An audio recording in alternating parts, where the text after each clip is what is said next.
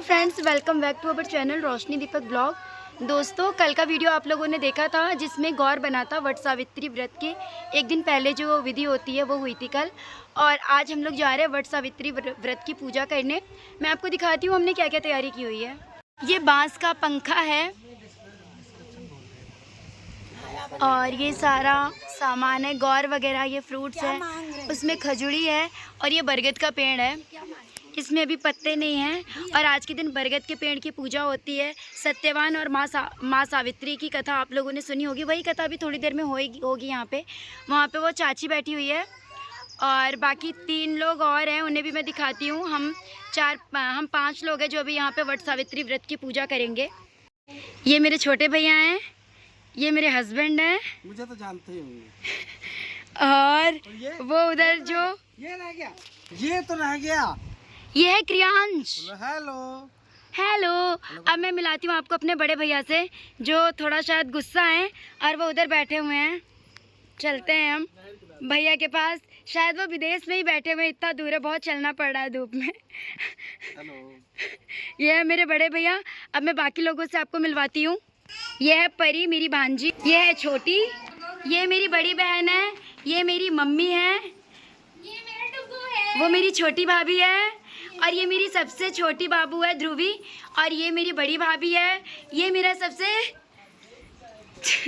ये मेरी सबसे छोटा भतीजा है, और ये मेरी लाडली भतीजी, एक ही भतीजी है हम दोनों बहनों के बाद, हमारी जिज्ञासा।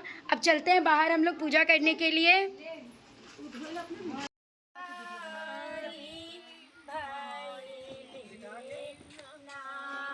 दोस्तों, तो आप लोग देख रहे हैं पूजा अब स्टार्ट हो गई है और अब हम लोग पूजा करने के लिए बैठ गए हैं।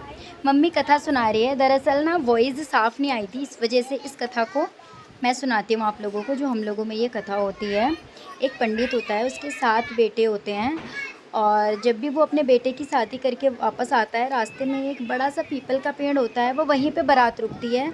उसमें एक नाग नागिन का जोड़ा रहता है जो कि हर बार उसके बेटा और बहू को डस लेते हैं और वो वहीं मर जाते हैं। तो लास्ट टाइम में जो उसका 7वां बेटा होता है, उसके लिए वो लोग सोचते हैं कि हम उसकी शादी नहीं करेंगे, बट लास्ट में फिर वो उस गांव को छोड़ देता है, अपनी पत्नी को भी गांव में छोड़ देता है और अपने बेटे को लेके कहीं दूर चला जाता है वो पंडित।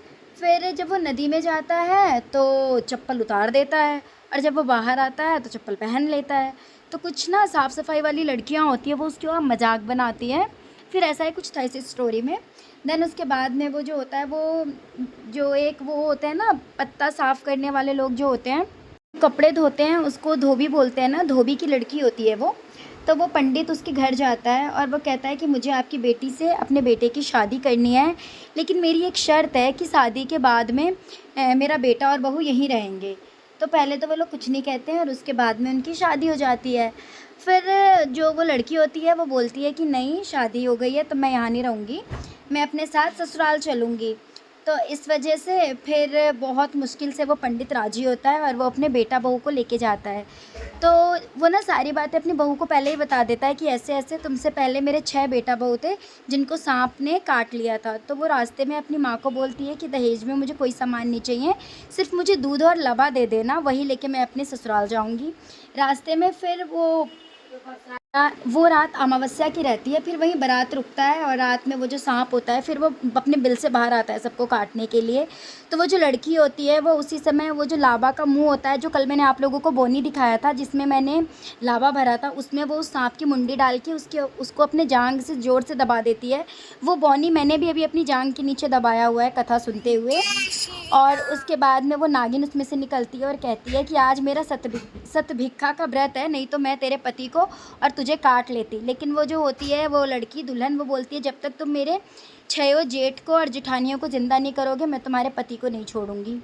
उसके बाद में फिर वो लोग जो होते हैं, वो नागिन अपनी उंगली चीरती है और उसमें से अमृत निकलता है और फिर वो सभी के सभी लोग ज़िंदा हो जाते हैं। पूरी डिटेल में मैं कथा नहीं सुना पाई क्योंकि मुझे अच्छे से याद नहीं है, ये कथा मम्मी को याद है। देन उसके बाद अब हम लोग जो बरगद का पेड़ है उसके फेरे ले रहे हैं, 7 फेरे ले रहे हैं। उसके बाद में फिर हम लोग अपने अपने हस्बैंड को पंखा से हवा करेंगे। ये व्रत बहुत अच्छा होता है, सुहाग के लिए होता है। जैसे माता सावित्री ने यमराज से अपने पति के प्राण बचाए और जिस तरह इसमें इस कथा जो मैंने अभी सुनाई, इसमें इस दुल्हन ने अपने पति की रक्षा की और बाकी परिवार वालों की जान बचाई, माता सावित्री, उसी प्रकार हम सभी सुहागनों की इच्छा पूरी करें, हम सबका सुहाग आबाद रहे और हम सभी का व्रत जो हो वो सफल हो। आई होप आप लोगों को हमारी वीडियो पसंद आई होगी। और आज ये मेरा 5वां बरसाइत पूरा कंप्लीट हो गया है। इसके बाद नॉर्मली जो व्रत होती है उसी तरह से मैं नॉर्मली ये व्रत रखूँगी अब।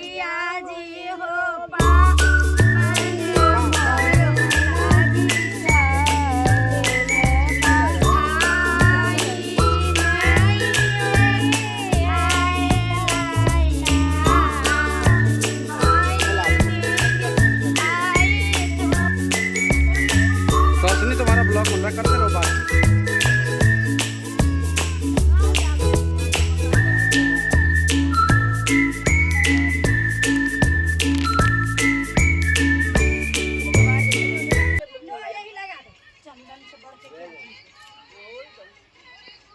ये देखो इनकी मम्मी सारा काम कर रही है।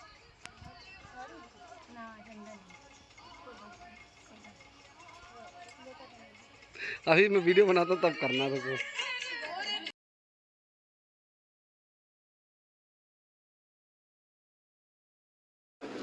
तो ये जो बरगद का पत्ता है ना, इसको आज सिर में हमेशा लगा के रखते हैं पूरे टाइम। ये तो बाल के अंदर फंसा लो या क्लिप से लगा लो और उसके बाद में जब वो ना पत्ता तोड़ के आगे रखते हैं और पीछे को फेंकते हैं कि मर ले बर दे, यानी मरा हुआ अपने पास रखो और जिंदा जो वर है वो हमें वापस कर दो करके ये विधि होती है पूजा की। एक दोहा भी होता है, वो अभी मुझे याद नहीं है, नेक्स्ट टाइम मैं आप लोगों को सुनाऊंगी। कुछ ऐसे ही है, दिख दिख फर्रा जाहो घरा, नाग बढ़े नागिन बढ़े, न गऊ के बंस बढ़े, इस टाइप से ही है वो कथा। तो मैं नेक्स्ट वीडियो में दोहा मैं नेक्स्ट वीडियो में कभी सुनाऊंगी। सबसे लास्ट विधि होती है बरगद के पेड़ को अखबार देना। ये बिहारियों में बोलते हैं, आई मीन उनको प्रणाम करना होता है, टेकना होता है। और ये सबसे लास्ट में मेरी बारी आई है अपने हस्बैंड को पंखा डुलाने की। एंड ये कहते हैं तू जैसे साल में एक बार ऐसे मुझे हवा करती रहती है वैसे ही हमेशा किया कर, तो इसलिए मुझे थोड़ी हंसी आ रही थी। मुझे तो बहुत मज़ा आया व्रत को करने में। और सबसे मेन बात, मेरी शादी के बाद हम चारों लोगों ने फर्स्ट टाइम ऐसे किया है पूजा, तो बहुत अच्छा लगा।